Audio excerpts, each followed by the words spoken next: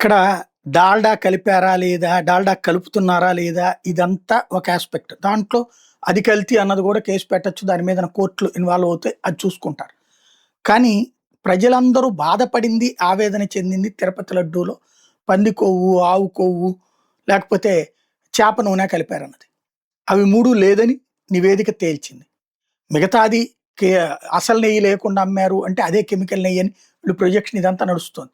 అయితే అసలు పాయింట్ ఇప్పుడు నేషనల్ మీడియా అంతా కూడా ఆ కారణంగానే ఆ రోజున విపరీతంగా విమర్శించారు. ఇప్పుడు నేషనల్ మీడియా ఎప్పుడైతే ఇది జరిగిందో పూర్తిగా రూట్ మార్చేసింది. తిరుపతి లడ్డూని వీళ్ళు కావాలని చెప్పి రాజకీయం చేస్తున్నారన్నటువంటిది ఇప్పుడు నేషనల్ మీడియాను ప్రొజెక్ట్ చేసుకొస్తుంది. తిరుపతి లడ్డూ ఫ్యాక్ట్ చెక్ అంటూ Nara Lokesh claim on CBI charge sheet contradicts forensic findings అన్నటువంటిది వైర్ లాంటి పత్రిక రాసుకొచ్చింది.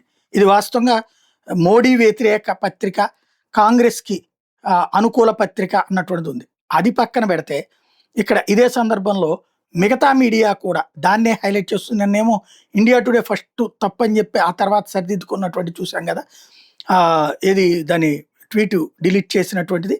లేకపోతే ఇక వేరే పత్రికలు కూడా ఇక్కడ మెన్షన్ చేసుకొచ్చింది. జాతీయ పత్రికల్లో వచ్చినటువంటి వార్తలే ఇక్కడ కీలకమవుతున్నాయి.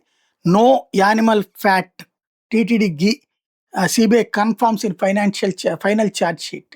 ఇది ఈ వార్త రాసుకొచ్చినటువంటిది హన్స్ ఇండియా వాళ్ళు, ఇది జాతీయ పత్రికకి సంబంధించినటువంటిది. ఇకపోతే దీనికి సంబంధించినటువంటి ప్రక్రియలు ఇక వరుసపెట్టి అంటే నేషనల్ మీడియా వాళ్ళు అయితే గనక ఇదేంటి అన్నటువంటి కోణాన్ని ప్రొజెక్ట్ చేసుకొస్తున్నారు. దీంట్లో తప్పు చేశారు అన్నటువంటి కోణాన్ని ప్రొజెక్ట్ చేసుకొస్తున్నారు.